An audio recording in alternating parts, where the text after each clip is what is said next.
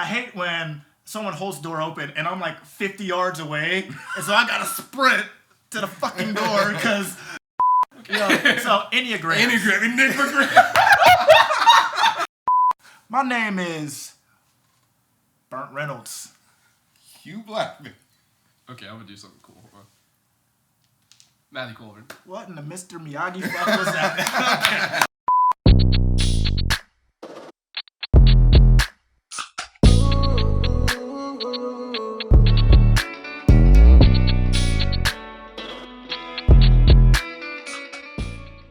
Today we're gonna talk about shit testing, and not the shit test that women give men. We're gonna talk about the shit test that men give women, because that's the thing, and no one talks about it. I think in a previous video I talked about how dating is basically an interview process. Yeah. Mm-hmm. So these are the trials, and there are questions and interactions that a guy will do to try to raise a reaction, get a response, and try to see if you are worth the time.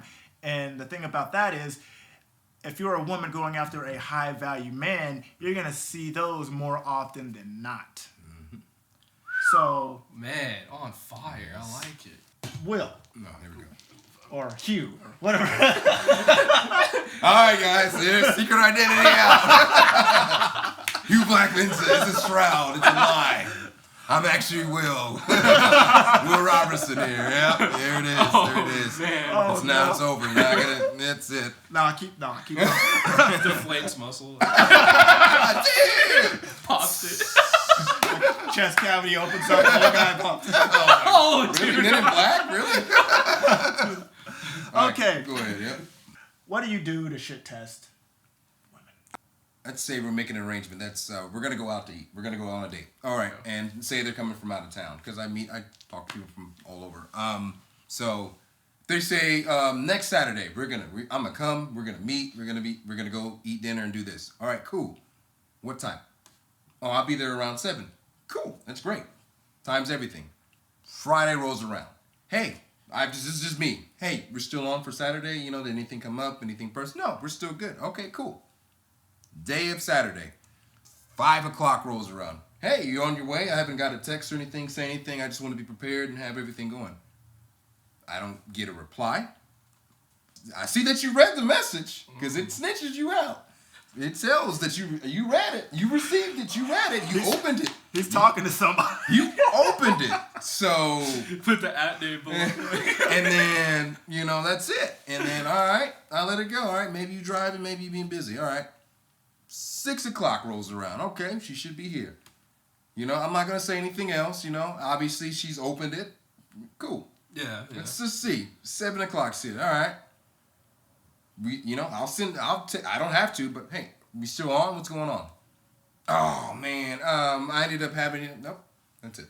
That's it. That's it. If you know... That's good. You know whether you're going to do something or not. You knew Friday. You knew Thursday. You knew if you weren't going to do something. I understand things come up. If something comes up, speak about it. But obviously nothing came up with this individual. They just backed out. Yeah. And a lot of them, and I get it. You're meeting somebody you spoke to for a week, 2 weeks, however long we had some dialogue and built a little bit of rapport, and you're putting yourself out there. And I understand that. That's why I'm communicating with you and letting you know, hey, let me know. And, we had all this stuff planned. And then for you to just not show up and just ghost me, it's an indication. And then especially when they turn around and consistently then hit you back, hey, I'm free this one. No. We're not. I give you an opportunity, and we make time for what's important to us. We all know that for a fact. Yeah. Everyone does this. We all get the same 24 hours. For sure. You make time for what's important. If you can find an hour to go and watch a Netflix special, you have an hour to train at the gym. So when someone hits me with that crap about they don't have commitment issues or I don't have time or my kids, stop it. Yeah. And that I've seen that so many times. Yep. But mine's a little bit more simple. So for me, what I'll do is I will do something chivalrous, like open up the car door for them, or open up the door to a restaurant, and I'm waiting for that thank you. And if I don't get that, you don't get a text back. Because what that shows is that you don't have manners, and manners is like a huge thing for me. That's awesome. Incredible. I see that. Dang, man, that's cutthroat. I mean, I see what you're right. That's so Well, smart though. time is valuable, like you Yeah, said. it is. But yeah, you're right. But man, I never thought of it that way. Yeah, because people, I mean, holding the door normally for people don't say anything or recognize it. But some people are under the belief that if you're choosing to do that, then you're allowing yourself to be a doormat. Well, tangent. I hate when someone holds the door open and I'm like 50 yards away, and so I gotta sprint to the fucking door because I don't. I look him dead ass in the eyes. Look at me. I am not built for speed. I am so sorry you chose to do this. This is about as fast as a vehicle, man. Maximum speed. I'm giving you. This is all. He's a Tonka truck. That's all I got for you. I am so sorry you chose me to help. Man. What about you, Matt? What about you? Yeah. On my testing. Yeah. Okay.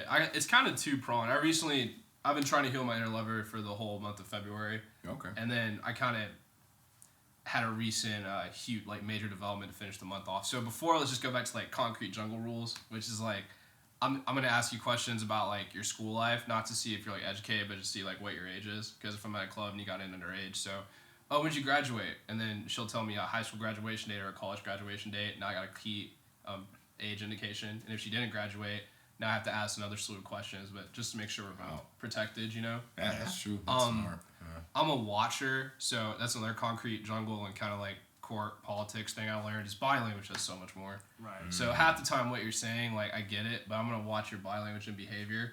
Are you on your phone a lot? If so, I'm going to be on my phone a lot, but then like that shows you're not really that interested in me. You're not engaged. Yeah. You're the block point. I do that too, except I block their number if they flake. So if we made an appointment or like a date, Right. and you flake on the date or go, oh, I need a rain check, blocked, next.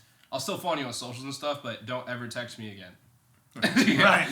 Yeah. You've already shown me who you are as an individual. There's no point of us continuing this dance. Yeah. Stop it. You've got options. You'll be fine. I'll be fine. Let's just move on. No, here's one for you. They ask you a question. Oh, they want this. Oh, they want that. Just being able to say no as a man. Oh yeah. Yeah. Just being able to say no, and then of course seeing their response. If they get Oh, yes. all bent out of shape because Man, you know what? rejected them. I have done that. Yes, because especially when you date women that are kind of high status, not necessarily saying like high maintenance, but women that are very career oriented. Like they've got a lot of that going on, especially if they're very attractive. They're used to men bending over backwards. They're used to men in their DMs. They're used to men parading them with Simping. gifts, with admiration. So they're used to people, giving it to them on any beckoning call. And then when they ask you to do something, or they try to shit test you by saying, "Oh well, this guys, they keep sweating me." It's cool.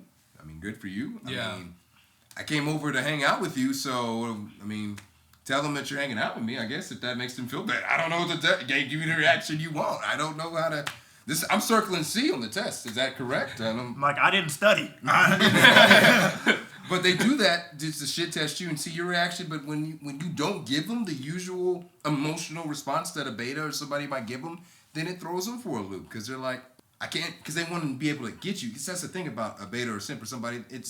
I know their next moves. I know how to manipulate this man. I know how to get his emotions going. Yeah. And that's what's wrong with a lot of gentlemen is they wear their emotions on their sleeve, even though you claim to be a masculine frame guy, but you easily are taken out of your cool by words or actions, and you not being in control of your emotions or your feelings. Just like Bruce Lee said, your enemy will manipulate you and use that against you. And not calling women enemies or anything, but I'm just saying in general, if you're not able to control yourself, I have no problem telling nobody no, because if I don't want to do something, just like if I ask you to do something, you should say no. That's simple. Yeah, that's fine. Simple. You have a choice. The choice is yours. The choice is mine. Exactly. You shouldn't feel like you have to string people along to make them feel good. Exactly. And I'm definitely not going to do that. So. And that gives opportunities because one thing I do when I don't respond to I have so many guys or whatever the thing the girl does. Yeah. Because now it just goes. I'm just like, okay, whatever. But I watch her response to me not responding, because if she tries super hard and goes real crazy about it, there's some narcissism there. Oh yeah. And now it's like you just want me because I said no. Yeah. And and now you see it exactly. Yeah. Now they just see it as a challenge, like, oh, this guy. That's why it's a shit test. It's a power move. Yeah. And then the other thing that I recently just learned on testing is, so first identifying like what you want in your current partnership. So I had to like do some time like, here's where I'm at in my life. So do I want a girlfriend? Am I looking for a friends with benefits? Like, what kind of lovers am I looking for right now? I got you. And what I recently discovered was this practice of understanding what you want, and then you just get a piece of paper and write down 100 things you would want in that partner. And by doing that, you see what you want and visualize it. So when that person does come along or doesn't come along, you have 100 traits that you can see. And you'd be surprised at how many times people like find that person that have all 100 traits. Wow. So shit testing. Let's talk about shit testing on social media or via text message. I feel like if I'm talking to a girl and the conversation goes sexual like that, Ooh, okay, keep going. or they're sending me nudes out of the blue, I'm not subbing to your OnlyFans. Hot take. Yeah. I'm not buying your massage services. Hot take. Like, I just want to talk to you to get to know you. Hot take, bro. Like legit, like, I don't care what any of these other guys was out here doing, but if you're coming at me like that, then I'm just going to be like, she for the streets. Yeah, and just treating you like a business, pretty much, man. And it's hard because you accept somebody on Snapchat or whatever, and then you start talking to them, and they seem reasonable person. Hi, this is my name, cool. And then next you know it, there comes the picture. Hey, I got a premium. And then and after the 47th time of this happening to you, be like, every girl that's remotely attractive seems to be business, which is cool. Get on your hustle by any means. It's been a tough year. Last thing I want to do when I first interact with you is just straight up send you a picture or anything like that. I do want to get to know you. I do want to know what your direction is in life, if you have any ambition, and if your answer is because sometimes it's not just sexual things they do. Sometimes you ask them what they're into, what they're passionate about, and sometimes it's not always easy to answer that. But sometimes they're like, oh, I like to, I take care of my kids. Oh, that's awesome. That's cool. What about work? How do you like work? Oh, it's work. Oh, does it, give you any type of feeling? Do you find happiness in it? Is there any, fulfillment in it? Nah, it's just work. Oh, okay. What do you like doing when you're not at work? What are your interests? Well, I do Netflix, or I do, just simplistic things. And I'm like, that's cool. Are you working towards anything? Is there, schooling or anything else that really drives you, that really brings any passion out of you? Nah, you asking me too much. Yeah, you too much. You get that? Yeah, absolutely a lot. Wow. You're too much. I mean, you did. You were asking a lot. But did you say? But hey, I got this going on. I got this going on. But when you tell me that you just living to be living, I don't want people with other. Dude, I'm a type 1, type 3. You want a woman with a purpose. Exactly. Type 1, type 3. Explain that. People don't understand. Oh, okay. And enneagrams. So. Yeah. What? Did I say? Okay. So enneagrams. Enneagram. My bad, y'all. Enigma, my bad. That's Batman, my bad. Edward Enigma, the Riddler, guys. My bad. We're going to put a picture of Edward Enigma on the screen. Well, I'm going to go ahead and head on out. It clicked in my head. I was like, I heard that last night. Let's go. So, enneagrams. You said you're a type 1, type 3. Yeah. I'm a type 5 and 5 wing 6. But I recommend, just like he's going to send him, I recommend you take it, because when you get better understanding of yourself, then you can kind of see, because it explains your flaws as well as what you're great at and everything, but...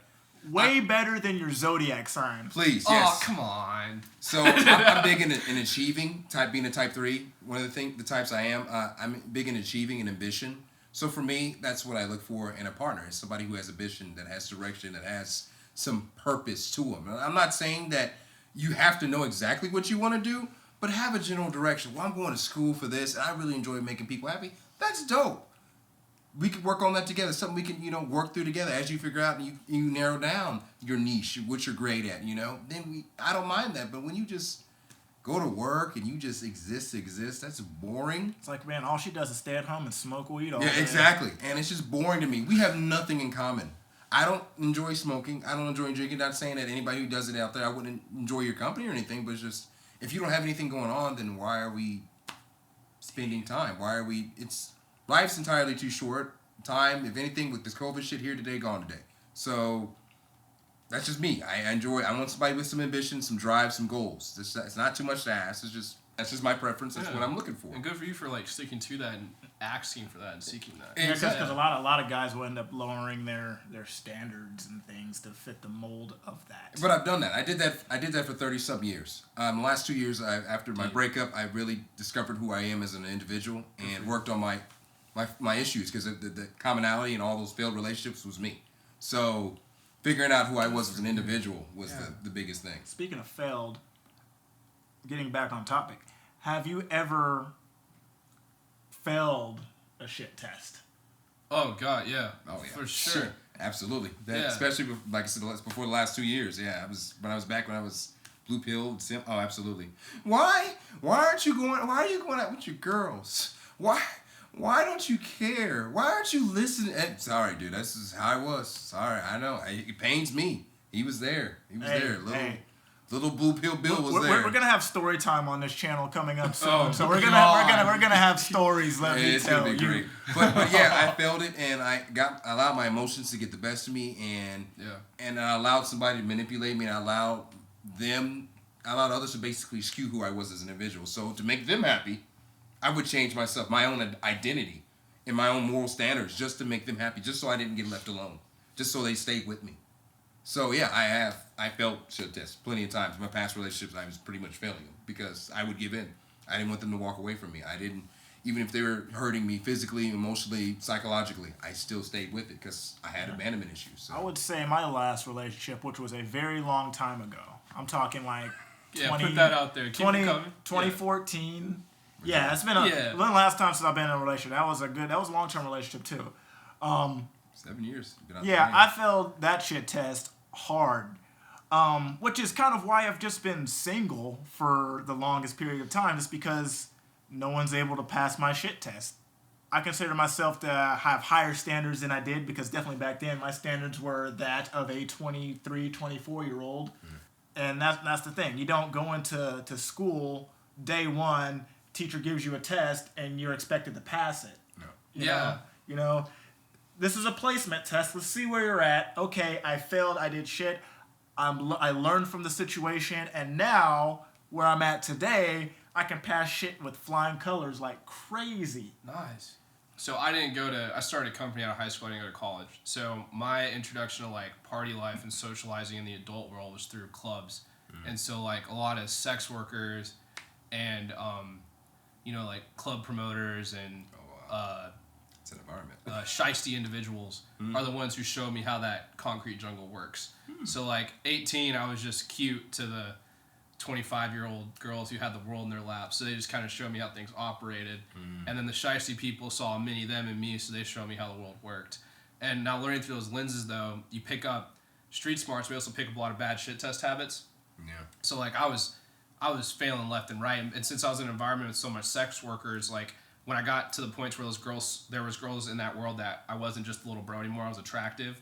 It was so easy to get me to taunt and trick, because like I was like numb to a lot of the things going on in that environment. And a lot of those shiesty individuals, like if those guys get hurt, they're gonna hurt you back. That's still failing a shit test, right? Yeah. Right. And then being open to so much, like a lot of the sex workers are in that environment, can also put you in positions to get lost in a lot of things quickly. Yeah. So for me, it wasn't even so much like, besides the fact that I was always trying to like manipulate back or play the game back, I was failing that shit test, but I was also just straight up lost, like making all the wrong decisions where it wasn't even a shit test, it was just in too deep too early. Oh yeah. Does that make sense? Yeah. Jesus, man.